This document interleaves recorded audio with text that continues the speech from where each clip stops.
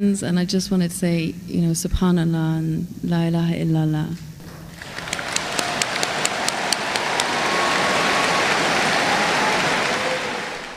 Bismillahir Rahmanir Rahim. আসসালামু আলাইকুম ওয়া রাহমাতুল্লাহ। ৭০ দিনের দিকে ফিরে আসা সত্যি খুবই সৌভাগ্যের কথা। এটি একটি এমন শাহাদত যেখানে আমাদেরও দোয়া থাকবে যে প্রত্যেক অমুসলিম ভাই বোনদেরকে যেন এটি মিলে যায়, আর প্রত্যেক মুসলিম ভাইদেরকেও সহি রাস্তা থেকে পথভ্রষ্ট হয়ে যাওয়া থেকে যেন বাঁচিয়ে রাখেন। এই কথার মধ্যে কোনো সন্দেহ নেই যে ডক্টর জাকির নায়েক এখনো পর্যন্ত সহস্র মানুষকে ইসলামের ছায়াতলে আশ্রয় নিতে এবং এর আলোতে আলোকিত করতে সাহায্য করেছেন। আর এই দাওয়াতের কাজের সময় তার যে পরিকল্পনা, তার মধ্যে কোনো সামান্য ত্রুটিও দেখা যায়নি, আর না কোনো অহংকার। ঠিক এই কারণে লক্ষ লক্ষ অমুসলিম তার প্রোগ্রামকে দেখার জন্য ভিড়ও জমিয়ে থাকেন, আর সেখানে গিয়ে ইসলামকে কবুলও করছেন। আর দুবাইয়েও ঠিক এমনটি হয়েছিল, যখন এক খ্রিস্টান মেয়ে যার নাম অ্যানা ছিল, সে মাইকের কাছে এগিয়ে এসে দুটো প্রশ্ন রেখে দেয়। যদিও অ্যানার প্রশ্ন খুবই ছোট ছিল, কিন্তু ডক্টর জাকির নায়েক সেই প্রশ্নের উত্তরকে এত সুন্দর করে এত বিস্তারিতভাবে বর্ণনা করলেন যে অবশেষে এই খ্রিস্টান বোনটি কবুল করলেন যে আপনি যা কিছু বলছেন সেগুলো সবই সত্য। আর শুধুমাত্র দুটো প্রশ্নের উত্তর নেওয়ার পর ওই এনা নামের এই বোনটি ইসলামকে কবুল করে নিল। তো সর্বপ্রথম আপনাদেরকে এই বোনের প্রশ্ন শোনাচ্ছি, আর তারপর আপনাদেরকে ডক্টর জাকির নায়েকের জবাব শোনাবো। ইংলিশ ভাষাতে হওয়া এই কনভারসেশনের সম্পূর্ণ ভিডিওটিকে আমরা দর্শকদের সুবিধার জন্য বাংলা ভাষাতে ট্রান্সলেট করে আপনাদের সামনে উপস্থাপন করব। এনা সর্বপ্রথম মাইকের কাছে এসে বলে, আমার দুটো প্রশ্ন আছে, আর সেই প্রশ্ন দুটোর উত্তর আমি কোথাও পাইনি। প্রথম প্রশ্ন হলো, সেই সমস্ত অমুসলিমদের কি হয়ে থাকে যাদের কাছে ইসলামের দাওয়াতই পৌঁছায়নি? আর দ্বিতীয় প্রশ্ন হলো, হযরত ঈসা আলাইহিস সালামের মুজিজা হযরত মুহাম্মদ সাল্লাল্লাহু আলাইহি সাল্লামের থেকেও কি বড়? What if a non-Muslim says that the miracles of Jesus are bigger than the ones that Muhammad performed? তো প্রথম প্রশ্নের উত্তরে ডক্টর জাকির নায়েক বলেন, আমার মনে হয় না যে এই পৃথিবীতে কোনো কেউ এমন নাই যার কাছে ইসলামের জ্ঞান পৌঁছায়নি অথবা কাউকে ইসলামের দাওয়াত মেলেনি। যদি আজ থেকে 50 বছর আগে আপনি এই প্রশ্ন করতেন, তাহলে আমি বলতাম সত্যি আপনি সঠিক প্রশ্ন করেছেন। কিন্তু আজকের সায়েন্স এবং টেকনোলজির সময়, আর এই সময়ে এটি সম্ভব নয় যে কারোর কাছে ইসলামের জ্ঞান পৌঁছায়নি। মিডিয়া তো সবসময় ইসলামের সম্বন্ধে জানিয়ে থাকে, সেখানে হোক না কেন ইসলামের খারাপ দিকগুলোকে। মিডিয়াতে সবসময় বলে থাকে যে ইসলাম আতঙ্কবাদীর মাযহাব, ইসলাম জোর জবরদস্তির দিন, ইসলামে মহিলাদের অধিকারকে দাবিয়ে রাখা হয়, তাদের অধিকারকে ছিনিয়ে নেওয়া হয়েছে, আর যা সত্যিই একটি ভুল ধারণা। এখানে প্রশ্ন হতেও পারে যে তারা ইসলামের সম্বন্ধে সঠিক জ্ঞান অর্জন করতে পারেনি। কুরআনুল কারিমে সূরা হুজরাতে লেখা আছে, যখন কোনো কিছুর খবর মিলবে তখন সেটিকে সামনের দিকে এগিয়ে দেওয়ার আগে সেটি সঠিক কিনা তার যাচাই করার প্রয়োজন। যদি কোনো ব্যক্তি জঙ্গলে বসবাস করে অথবা কোনো এমন জায়গাতে যেখানে এখনো টেকনোলজি অথবা আধুনিক সমাজের কোনো প্রভাবই পৌঁছায়নি, তাহলে হতেও পারে তাদের কাছে ইসলামের দাওয়াত, ইসলামের খবরও পৌঁছায়নি। এমন অবস্থায় সর্বপ্রথম একজন মুসলমানের জিম্মেদার হয়ে থাকবে যে ইসলামের বার্তাকে মানুষের কাছ পর্যন্ত পৌঁছে দেওয়া। আল্লাহ তাআলা কুরআনুল কারীমের মধ্যে ইরশাদ করেছেন, খুব তাড়াতাড়ি আমি আমার নিশানা এই পৃথিবীতে দেখাবো, আর স্বয়ং তার নাফস মানে তার উপর এটি আবশ্যিকতা হয়ে যাবে যে সেটিকে সত্য বলে মেনে নেওয়া। আল্লাহ তাআলা এটির জিম্মেদারিও নিয়েছেন যে তিনি প্রত্যেককেই তার নিশানা দেখাবেন, সেখানে সে মুসলিম দেশে হোক না অথবা অমুসলিম দেশে। আর এই নিশানা এতদূর পর্যন্ত হবে যে সে জেনে যাবে কি সত্য আর কি মিথ্যা। এখানে ডক্টর জাকির নায়েক এটি সার্ভের রিপোর্টকে পেশ করেন, আর যেটি 1945 খ্রিস্টাব্দে করা হয়েছিল। এখানে দুটো গোত্রের মধ্যে করা হয়েছিল, আর যারা 1950 খ্রিস্টাব্দে আগে পর্যন্ত এই আধুনিক সমাজ থেকে একেবারে গোপন হয়েছিল। তারপর যখন সেখানে রিসার্চ করা হলো, তাদের জীবন ধারণের সম্বন্ধে জানা গেল, তখন জানতে পারা গেল যে এই দুই কাবিলায় বিশ্বাস করত যে একজনে খোদা আছে, আর তিনি একাই ইবাদতের যোগ্য। তারা রুকু এবং সাজদাও করত, আর এই সব কিছু ইসলামিক তালিমাত মোতাবেকই ছিল, শুধুমাত্র নাম তার ইসলাম ছিল না। মুহাম্মদ সাল্লাল্লাহু আলাইহি সাল্লাম ইরশাদ করেছেন, প্রত্যেক শিশু দ্বীনুল ফিতরাতের উপর জন্মগ্রহণ করে থাকে, আর সে মুসলিম হয়ে জন্মগ্রহণ করে। এখানে মুসলিম হওয়ার মানে হলো নিজের ইচ্ছাকে আল্লাহর উপর সমর্পণ করে দেওয়া। তারপর যখন সে বড় হয়ে যায়, তখন তার বাবা মা এবং আত্মীয়ের সঙ্গে প্রভাবিত হয়ে এই সত্য রাস্তা থেকে পথভ্রষ্ট হতে পারে। সেই জন্য যখন কোনো ব্যক্তি ইসলাম কবুল করে নেয়, তখন তার জন্য ইসলাম গ্রহণ করার শব্দকে ব্যবহার করা সঠিক নয়, বরং তাকে এটি বলার প্রয়োজন যে সে ইসলামের দিকে পুনরায় ফিরে এসেছে, কেননা কিছু অজুহাতের জন্যই সে পথভ্রষ্ট হয়ে গিয়েছিল। ডক্টর জাকির নায়েক উদাহরণ দেওয়ার জন্য বললেন, মুসলিম, খ্রিস্টান এবং হিন্দু এই তিনটি বাচ্চাকে যখন তাদের জন্ম হবে, তখন তাদেরকে একা একা বড় করে তোলা হোক, যেখানে এই দুনিয়ার কোনো নিয়মই তাদের উপর লাগু হবে না। তারপর যখন আপনি তাদেরকে দেখবেন, তখন তাদের জীবন ধারণের যে পদ্ধতি সেটি ইসলাম মোতাবেকই হবে। শুধুমাত্র অন্যজনকে দেখে মানুষ সঠিক রাস্তা থেকে পথভ্রষ্ট হয়ে যায়, আর যেটি বৈজ্ঞানিকভাবে প্রমাণিত।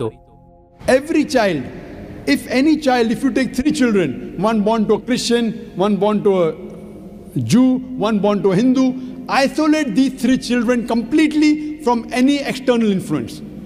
And when they grow up and you try and find out what is their way of life, it will be nothing but Islam. Only after external influence, they start deviating and worshipping wrong things and having wrong ideas. This is scientifically proven. Furthermore, sister, where your second question is concerned, that what if someone doesn't know Islam and thinks that Jesus Christ did miracles? Doctor Zakir Naik সেই মেয়েটিকে দ্বিতীয় প্রশ্নের উত্তর দিতে গিয়ে বললেন, আমিও বিশ্বাস করি যে হযরত ঈসা আলাইহিস সালাম মুজিজা দেখিয়েছিলেন, কিন্তু ও আমার প্রিয় বোন, মুজিজা কোনো পরীক্ষা নয় যে কে বড় আর কে ছোট তার প্রমাণ হয়ে যাবে। বাইবেলে লেখা আছে অনেক মিথ্যা ক্রাইস্ট আর মিথ্যা প্রফেট আসবে যারা নিজের মুজিজা দেখাবে এবং ধোঁকা দেবে। জিজাস নিজেই বলেছেন মুজিজা এটি দেখার জন্য নয় যে সে আল্লাহ কি না, বরং যেই পয়গম্বর মুজিজা দেখিয়েছেন সেটি বাস্তবে আল্লাহ তাআলার অনুমতি নিয়েই দেখিয়েছেন।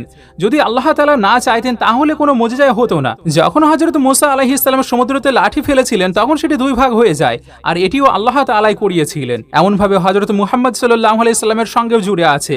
আপনি সাল্লাল্লাহু আলাইহি সাল্লাম চাঁদকে দুই টুকরো করে দেখিয়েছিলেন, আর যেটিও আল্লাহ তাআলার অনুমতি নিয়েই করেছিলেন। আপনাকে জানিয়ে রাখি, কোনো মুসলমান সেই সময় পর্যন্ত পাক্কা মুসলমান হতে পারবে না যতক্ষণ পর্যন্ত সে হযরত ঈসা আলাইহিস সালামকে পয়গম্বর না মেনে নেবে।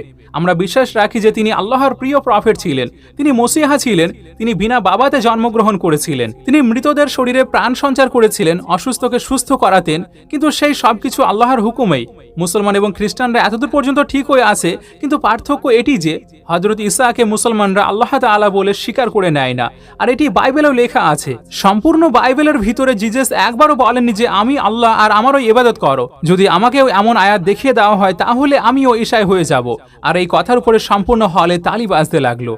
এখানে ডক্টর জাকির নায়েক বলেন, যদি আপনি বাইবেলকে পড়ে থাকেন তাহলে সেখানে লেখা আছে আমার বাবা আমার থেকে বড়, আমি শয়তানকে তাড়াতে পারি আমার বাবার হুকুমে, আমি যা কিছু করি সেগুলো আল্লাহ তাআলার আদেশে করতে পারি। আর এমনভাবে যে কেউ তার ইচ্ছাকে যখন আল্লাহর উপর ছেড়ে দেয় তখন সে মুসলমান হয়ে যায়। আর জিজাসও নিজেও মুসলমান ছিলেন। তিনি কখনোই বলেননি যে তিনি আল্লাহ ছিলেন। তিনি বলেছিলেন যে শব্দ তোমরা আমার মুখ থেকে শুনে থাকো সেগুলো আমার নয়, বরং আমার বাবার শব্দ যেগুলো তিনি আমাকে পাঠিয়েছেন। গসপেল অফ ম্যাথিউতে লেখা আছে, এক ব্যক্তি জিজ্ঞেস করলো আমি এখন কি করব যেখান থেকে সঠিক জীবন পাবো? তখন জিজাস উত্তর দিলেন, এক আল্লাহর উপর বিশ্বাস রাখো, তাকে মেনে চলো, তিনি যেটিকে বারণ করছেন সেগুলো করো না, তাহলে জান্নাতে যেতে পারবে আর একটি শান্তিপূর্ণ জীবন পাবে। জিজাস কখনোই বলেননি যে আমি আল্লাহ। তিনি কখনোই বলেননি যদি আমাকে আল্লাহ বলে বিশ্বাস করে নাও তাহলে জান্নাতে যেতে পারবে। ডক্টর জাকির নায়েক বলছেন, বাইবেলের মধ্যে লেখা আছে মানুষের মধ্য থেকে একজন মানুষকে বেছে নিয়ে তার মাধ্যমে মুজিজা দেখানো হয়েছে, আর যেটি আল্লাহ তাআলা নিজেই করেছেন এবং তোমাদেরকে দেখিয়েছেন। তো এমনভাবে যতগুলো মুজিজা পয়গম্বররা দেখিয়েছেন সেই সমস্ত মুজিজা আল্লাহ তাআলার আদেশে এবং তার নিশানা দেখানোর জন্যই তো ছিল। আর গসপেল অফ জনে এটিও লেখা আছে, আমার কাছে তোমাদেরকে বলার জন্য আরো অনেক কিছু বাকি আছে, কিন্তু এখন তোমরা সেগুলোকে সহ্য করতে পারবে না, কিন্তু যখন সত্য রূহ আসবে তখন তোমাদেরকে সমস্ত সত্যের দিকে ফিরিয়ে নিয়ে যাবে। কেননা সে নিজের সম্বন্ধে কথা বলবে না, কিন্তু যা কিছু সে শুনবে তাই ওই বলবে, আর তোমাদেরকে পরবর্তী জিনিসের সম্বন্ধেও জানিয়ে দেবে। তো এই ভবিষ্যৎবাণী শুধু আর শুধুমাত্র মুহাম্মদ সাল্লাল্লাহু আলাইহি সাল্লামের জন্যই ছিল, তাছাড়া আর অন্য কারোর জন্য ছিল না। ডক্টর জাকির নায়েক সেই খ্রিস্টান বোনকে বললেন, যদি আপনি সত্য খ্রিস্টান হয়ে থাকেন তাহলে আপনাকে জিজাসের এই কথার উপর আমল করতে হবে। ডক্টর সাহেবের এমন কথা শুনতে সেই মেয়েটির চেহারাতে হাসি চলে আসলো। তখন সে মাইকে বলতে লাগলো, আমি আপনাকে প্রশ্ন করছি সেটা শুধুমাত্র অমুসলিমদেরকে দেখানো এবং আমার বন্ধুদের জন্যই। আমি তো শুধুমাত্র আপনাকে বলতে এসেছি সুবহানাল্লাহ লা ইলাহা ইল্লাল্লাহ। এমন কথার পর ওই সম্পূর্ণ হল তালিতে বেজে উঠল। খাড়া হয়ে ইসলামিক বোনরা অ্যানাকে গলা মেলাতে লাগলো, আর তখন সবার চোখেই অশ্রু ছিল।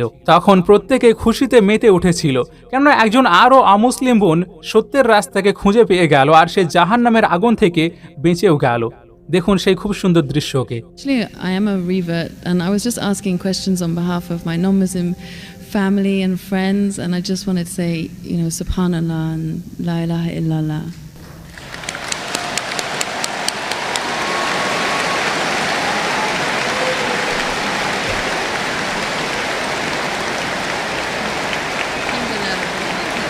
That's why I said you have to say what you have to say.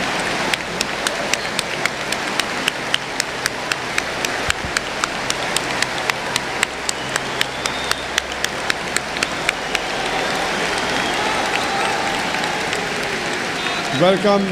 Doctor Zakir Naik যিনি নিজের সিটে বসেই পড়েছিলেন, কিন্তু এই বোনটির মুখে এমন কথাকে শুনে তিনি আবারও মাইকের কাছে চলে আসলেন আর বললেন, বোন, আপনাকে দিন ইসলামে স্বাগত জানাচ্ছি। আল্লাহর কাছে দোয়া যে তিনি যেন আপনাকে জান্নাতে প্রবেশ করান আর তিনি আপনাকে আরও সাহায্য করেন। এছাড়াও যদি আপনি আরও কোনো প্রশ্ন রেখে থাকেন যেগুলো আপনার দোস্ত এবং আত্মীয়ের জন্য নিয়ে এসেছেন, তাহলে আপনাকে অনুমতি দেওয়া হলো, আপনি করতে পারেন। আপনার এই সময় যতগুলো প্রশ্ন আছে সেই সমস্ত প্রশ্নের উত্তর খুব সুন্দর করে দেওয়া হবে। আমাদের দাওয়াত সেন্টারও আপনাকে সম্পূর্ণভাবে সাহায্য করবে। কিন্তু সর্বশেষে অ্যানা জানিয়ে দিল যে আমার আর কোনো প্রশ্নই নেই, যার পর ডক্টর সাহেব নিজের সিটে গিয়ে বসে গেলেন। কিন্তু হলে সেই সময় খুশি মিশ্রিত তালির শব্দতে অন্য কোনো শব্দ আর শোনাই যাচ্ছিল না, আর এই দৃশ্য কয়েক মিনিট পর্যন্ত কন্টিনিউ চলতেই থাকলো। তো সর্বশেষে এই খুব সুন্দর ভিডিওটির জন্য আপনি কি মতামত রেখে থাকেন সেটি কমেন্ট সেকশনে অবশ্যই জানাবেন। সেই সঙ্গে যেন আপনি নিজেরও খেয়াল রাখবেন। শুকরিয়া।